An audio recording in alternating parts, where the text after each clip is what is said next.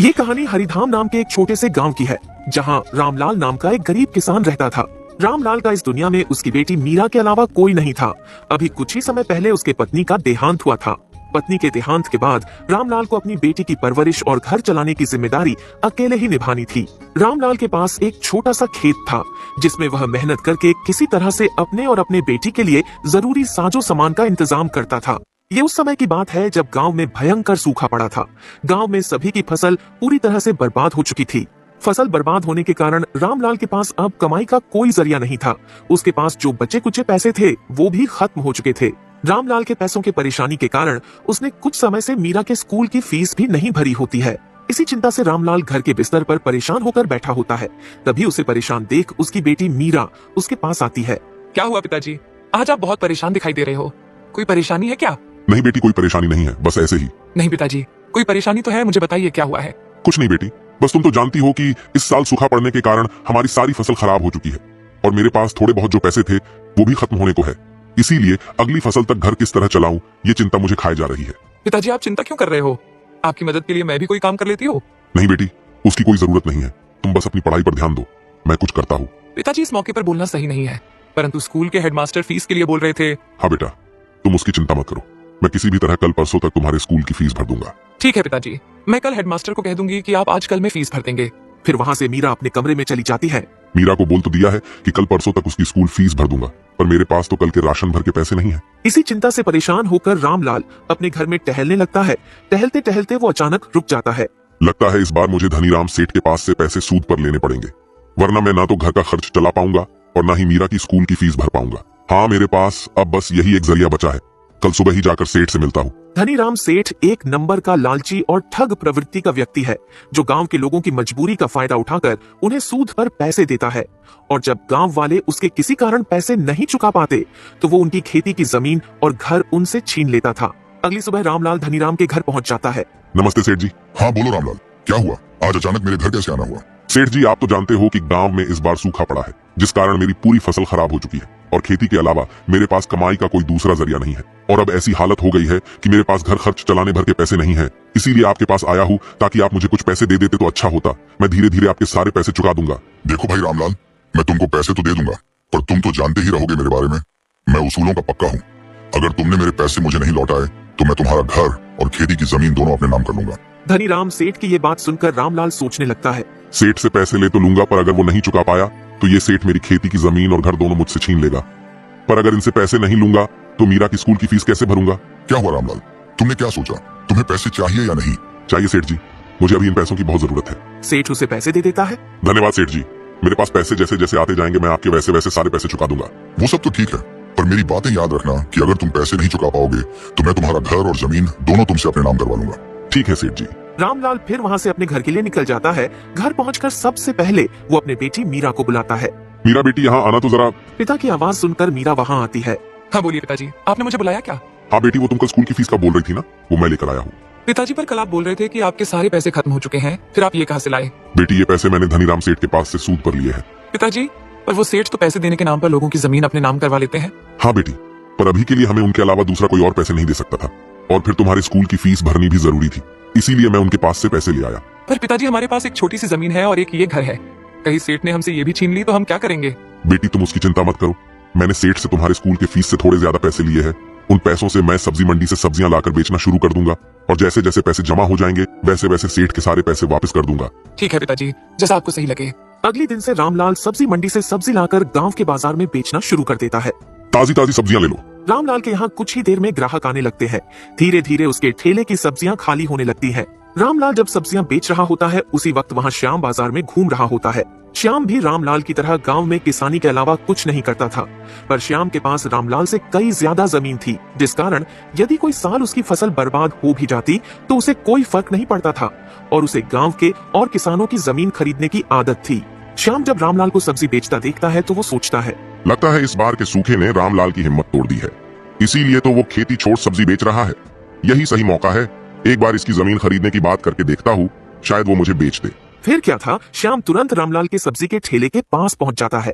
अरे रामलाल भाई, तुम और सब्जी बेच रहे हो, क्यों खेती बाड़ी छोड़ दी क्या? क्या श्याम भाई, तुम भी मजाक कर रहे हो? तुम तो जानते हो इस साल के सूखे के कारण मेरी पूरी फसल खराब हो गई है और अब अगले फसल के मौसम तक किसी न किसी तरह तो घर का खर्च चलाना पड़ेगा, तो लगा लिया सब्जी का ठेला। पर तुम तो कल तक रो रहे थे कि पैसे नहीं है पैसे नहीं, और अब सब्जी का ठेला लगा लिया, तो ये सब के लिए कहां से पैसे आ गए तुम्हारे पास? नहीं भाई, सच में मेरे पास तो घर के राशन तक के लिए पैसे नहीं थे, और ऊपर से मीरा के स्कूल की फीस भी भरनी थी। तो धनीराम सेठ के पास से पैसे सूद पर ले लिया और मीरा की स्कूल की फीस भी भर दी और कुछ पैसों से सब्जी का ठेला लगा दिया। रामलाल की ये बात सुनकर श्याम खुश हो जाता है, क्योंकि उसे रामलाल की जमीन खरीदनी थी, पर रामलाल उसे वो बेचने तैयार नहीं था। उसने सोचा, चलो ये तो बहुत अच्छा हुआ कि इस रामलाल ने धनीराम से पैसे सूद पर लिए हैं। अब ये उसके पैसे चुका नहीं पाएगा और फिर धनीराम इसकी जमीन इससे छीन लेगा, फिर वो जमीन मैं उससे खरीद लूंगा। रामलाल की ये बात सुनकर श्याम खुश तो था, पर वो रामलाल के सामने दुख जताने की कोशिश करता है। क्या कहा रामलाल भाई, तुमने धनीराम के पास से पैसे सूद पर लिए हैं, पर तुम तो जानते हो ना वो कितने ठग प्रवृत्ति का व्यक्ति है। वो तुम्हारी जमीन तुमसे छीन लेगा। हाँ भाई मैं जानता हूँ, पर वो तो तब होगा ना जब मैं उनके पैसे नहीं दूंगा। मुझे पता है कि अब अगली फसल तक तो मैं कुछ भी नहीं कर पाऊंगा, इसीलिए मैंने सोचा कि तब तक सब्जी का ठेला लगा लेता हूँ। इससे जो मुनाफा होगा उसमें से कुछ पैसे घर खर्च में काम आएंगे और कुछ मैं बचा बचा कर सेठ को वापस कर दूंगा। रामलाल की ये बातें सुनकर श्याम मन ही मन सोचता है, ये तो सही कह रहा है, इसकी सब्जी की दुकान तो अच्छी चल रही है, और अगर आगे भी ऐसा चलता रहा तो ये बहुत जल्द ही धनीराम के पैसे लौटा देगा, और अगर इसने धनीराम के पैसे लौटा दिए तो फिर मैं इसकी वो जमीन कैसे खरीदूंगा। श्याम थोड़ा परेशान तो हो जाता है, पर वो रामलाल के सामने कुछ जाहिर नहीं करता है। हाँ भाई फिर तो सही है, मैं भी देखता हूँ, अगली फसल तक कुछ ना कुछ कर लेता हूँ। श्याम रामलाल के सामने मीठी मीठी बातें करने के बाद वहाँ से निकल जाता है। थोड़ी दूर पहुंचकर श्याम रामलाल की जमीन हड़पने की नई तरकीब लगाता है। मेरे पास इतना अच्छा मौका था रामलाल की जमीन अपने नाम करने की, पर जिस तरह उसकी दुकान चल रही है फिर तो मैं वो जमीन नहीं ले पाऊंगा। एक काम करता हूँ, धनीराम सेठ से मिलकर रामलाल की जमीन अपने नाम करने की बात करके आता हूँ। फिर क्या था, श्याम वहाँ से धनीराम से मिलने उसके घर की तरफ निकल जाता है। श्याम धनीराम के घर पहुँचते ही उसे सीधे रामलाल के बारे में बात करता है। नमस्ते सेठ जी, क्या हाल है? अरे श्याम भाई तुम यहाँ, और ये मुझे सेठ जी बोलकर मेरा मजाक उड़ा रहे हो क्या? मुझे तो लगता है मुझे तुम्हें सेठ मुझसे ज्यादा जमीन तो तुम्हारे पास होगी। कहा धनी भाई, बस गिन चुनकर 5-10 होंगी। भाई तुम्हारी बात सुनकर तो मुझे वो मुहावरा याद आ गया। कौन सा मुहावरा भाई? भाई वही बोलते हैं ना, हाथी के खाने के दांत अलग होते हैं और दिखाने के अलग। बस भाई मजाक छोड़ो, मैं तुम्हारे पास एक बहुत जरूरी काम से आया था। बोलो भाई क्या काम था? मैंने सुना है उस रामलाल ने तुमसे पैसे सूद पर लिए हैं। हाँ भाई अभी कल ही तो लेकर गया वो मुझसे पैसे।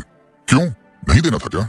उसे तुमने बताया था ना कि अगर वो तुम्हारे पैसे नहीं लौटाएगा तो तुम उसकी जमीन अपने नाम करवा लोगे। हाँ मैंने उसे पैसे देने से पहले और पैसे देने के बाद अच्छे से समझा दिया था कि अगर उसने मुझे पैसे समय से नहीं लौटाए तो मैं उसकी खेती की जमीन के साथ साथ उसका घर भी अपने नाम कर लूंगा। ये बहुत सही किया तुमने। क्या हुआ श्याम भाई, कहीं तुम्हें उसकी जमीन तो नहीं चाहिए?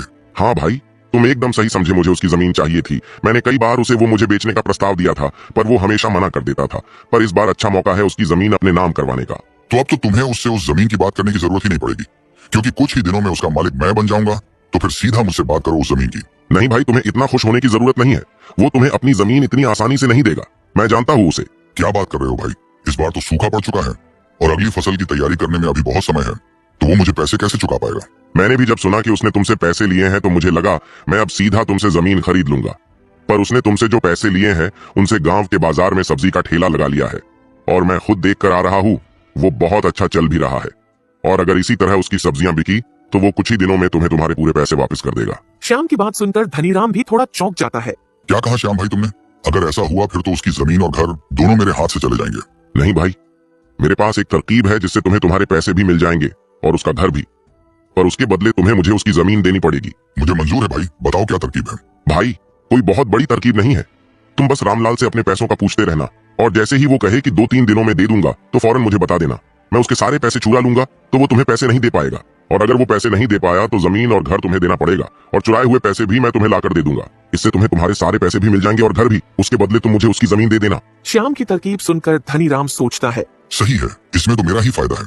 चोरी भी श्याम करेगा और मुझे मेरे पैसे भी मिल जाएंगे और साथ ही साथ रामलाल का घर भी। मुझे मंजूर है श्याम भाई, मैं थोड़े थोड़े दिनों में रामलाल से पैसों के बारे में पूछता रहूंगा, और जैसे लगेगा कि उसके सारे पैसे जमा हो गए मैं फौरन तुम्हें बता दूंगा। फिर क्या था, श्याम वहाँ से अपने घर के लिए निकल जाता है। अगले दिन धनीराम रामलाल से मिलने बाजार जाता है। धनीराम जब रामलाल के ठेले के थोड़ी दूरी पर पहुंचा तो उसने देखा कि उसकी दुकान में बहुत भीड़ लगी थी। इतनी भीड़ को देख धनीराम कहता है, सही कह रहे थे श्याम भाई, इस रामलाल की सब्जी की दुकान तो बहुत अच्छी चल रही है, ऐसे में तो वो मेरा सारा पैसा बहुत जल्द ही लौटा देगा। जैसे ही ठेले से कुछ लोग कम होते हैं धनीराम रामलाल से मिलने पहुंच जाता है। और रामलाल भाई तुम्हारी सब्जी की दुकान तो बहुत मस्त चल रही है। बस सेठ जी, जो भी कुछ है आपकी वजह से है। नहीं राम भाई, तुम मुझे क्यों धन्यवाद कर रहे हो?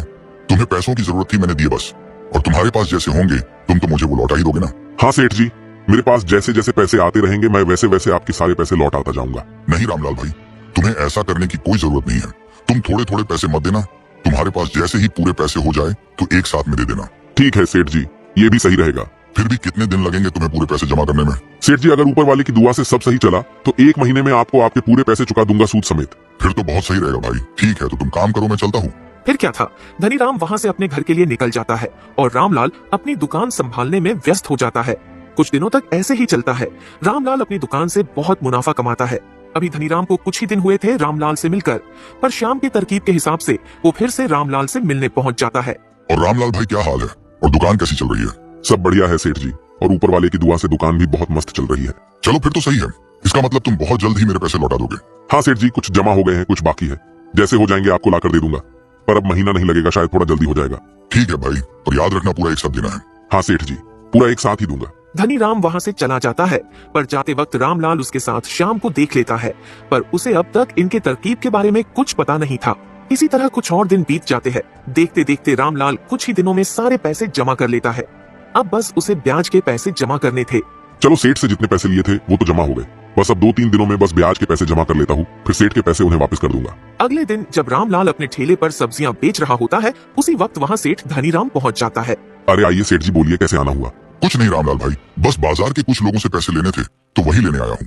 और तुम्हारा ठेला भी पास में था तो सोचा तुमसे भी मिलता चलूं। और बताओ भाई, क्या हुआ, मेरे पैसे जमा हो गए या अभी समय लगेगा? धनीराम सेठ से फिर से अपने पैसों के बारे में पूछता देख रामलाल सोचता है, ये सेठ जी हर 3-4 दिन में बार बार एक ही सवाल पूछने क्यों आ जाते हैं? नहीं सेठ जी, आपके पूरे पैसे तो जमा हो गए हैं, बस ब्याज के पैसे बाकी है, वो भी 2-3 दिनों में हो जाएंगे, और पैसे जमा होते ही मैं खुद आकर आपके सारे पैसे वापस कर दूंगा। रामलाल की ये बात सुनकर धनीराम सोचने लगता है। चलो ये सही समय है, श्याम भाई को बोल देता हूँ ताकि वो इसके यहाँ चोरी कर ले।